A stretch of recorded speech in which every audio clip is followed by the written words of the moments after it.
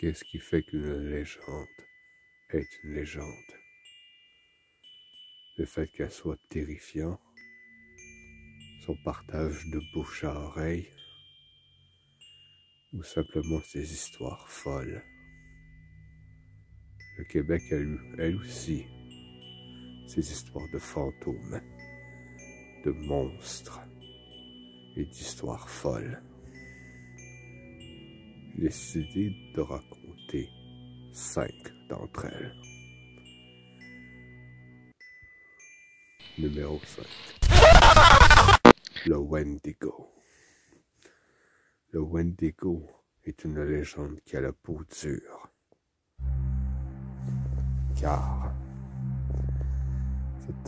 cette légende était racontée par les tribus amérindiennes. C'est un peu le croque-mitaine des Algonquins. C'est une entité qui raffole de chair humaine et qui apparaît pendant les périodes de famine et de grand froid. La créature est jugée très grande, très rapide, avec le corps gelé, parfois un crâne de cerf en guise de tête, facilement confondable avec des troncs et des branches. Cette légende s'est répandue à travers toute l'Amérique du Nord. Mais la légende serait surtout née pendant les périodes d'hiver précolombiennes, où les tribus mouraient de froid et de faim à cause de l'inefficacité de la chasse. Et ensuite les colons qui en rajoutent une couche en apportant avec eux des maladies mortelles dont les Amérindiens n'étaient naturellement pas immunisés. On a pu voir le Wendigo dans de nombreuses adaptations, films, jeux vidéo, histoires. Le folklore amérindien est une source abondante d'inspiration et d'imagination pour les Américains et les Canadiens. Et qui sait, peut-être qu'en vous perdant dans une forêt en plein hiver, vous pourrez sentir sa présence. Quand la température chute brutalement, le vent se lève. Et il apparaît au moment où vous êtes le plus vulnérable, sans repère et affaibli. Il vous dévorera et votre dépouille en deviendra un. Vous serez à votre tour en Wendigo, constamment affamé et chercherez à dévorer un être humain, le premier venu.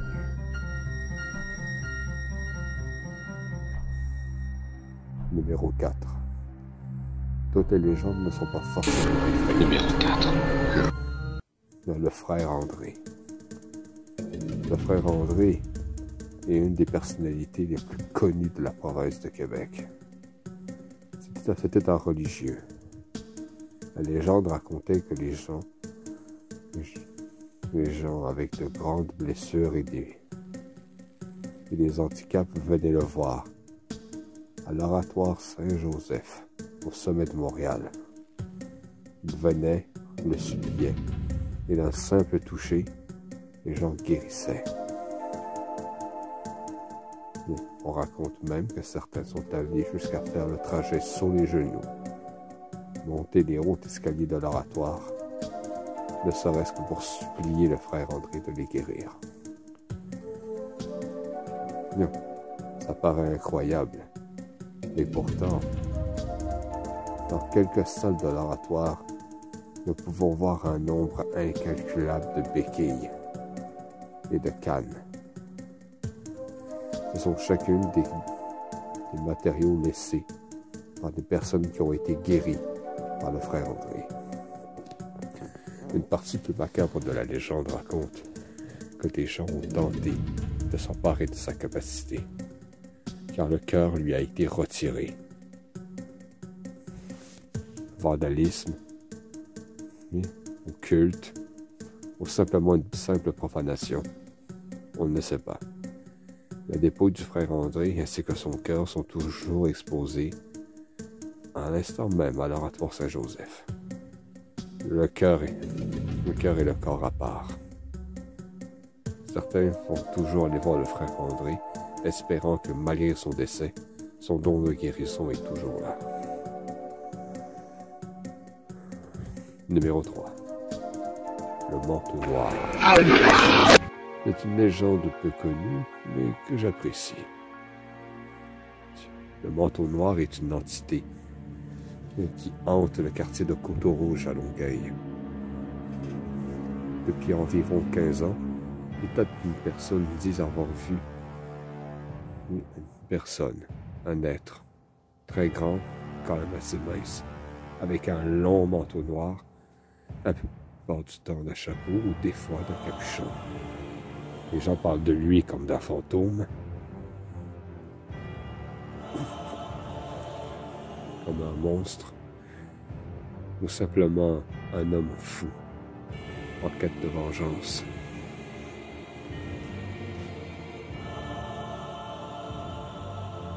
Les gens sont juste profondément intimidés par cet être qui sort de l'ordinaire. On dit qu'il serait un fantôme, assoiffé de vengeance, qui rôde la nuit à laquelle cherche une victime bien précise. D'autres parlent de lui, mais lui comme une entité, un peu comme un Shadow People, un être venu d'une autre dimension qui ne serait que brièvement perceptible.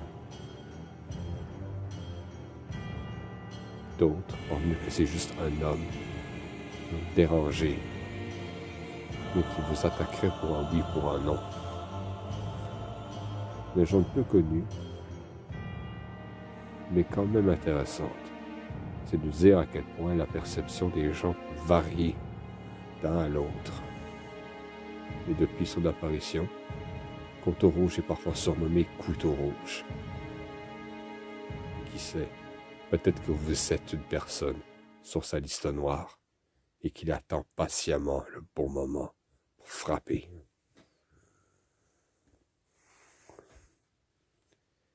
Numéro 2.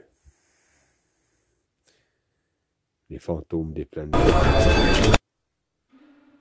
Pour ceux qui ne sont pas familiers avec l'histoire de la province, lors de la guerre de 7 ans, qui opposa les forces de la Nouvelle-France à ceux de la Nouvelle-Angleterre, les Britanniques, à défaut d'être capables de faire tomber la ville de Québec par le feu, ont fini la guerre et un pied à terre sur le plancher des vaches. Une ligne de Français contre une ligne d'Anglais. L'armée française étant une armée proscrite, donc peu formée au combat, ont été massacrés par les troupes britanniques. Même si ça remonte à plus de 2 siècles, certains disent qu'ils voient encore des soldats français qui montent la garde sur les remparts de la ville, dans les plaines d'Abraham.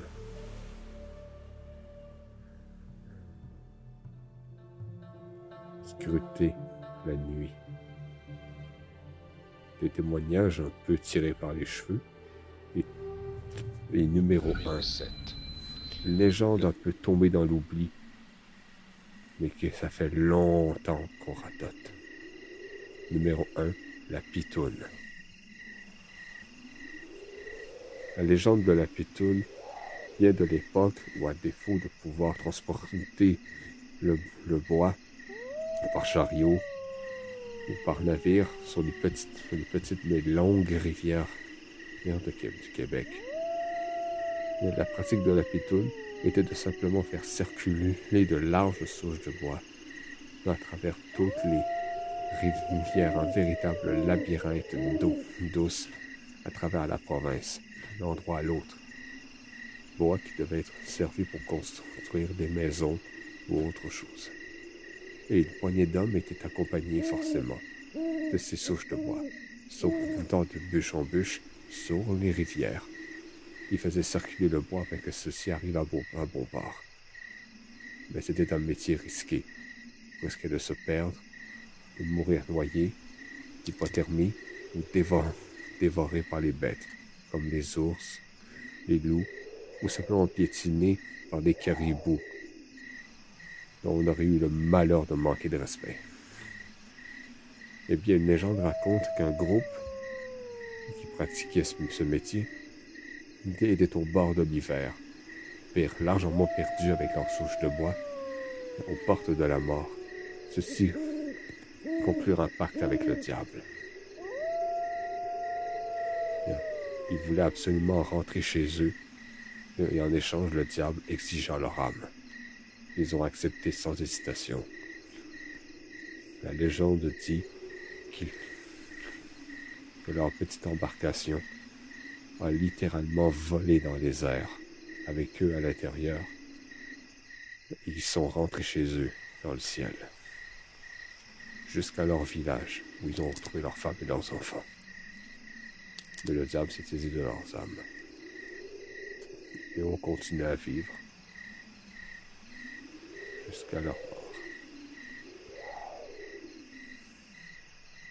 C'est amusant de se dire à quel point les mentalités ont changé en 4 siècles. Ce sont des légendes qui sont racontées, certaines encore aujourd'hui. Les sociologues y voient simplement des légendes qui se perpétuent de bouche à oreille. D'autres y voient des phénomènes naturels mal interprétés.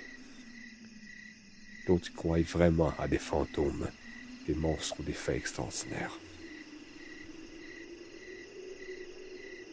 Merci d'avoir regardé cette vidéo. Il est plus courte que la précédente, mais une demi-heure de vidéo à m'entendre parler, ça peut être lourd. Portez-vous bien, faites d'atroces cauchemars et joyeux Halloween.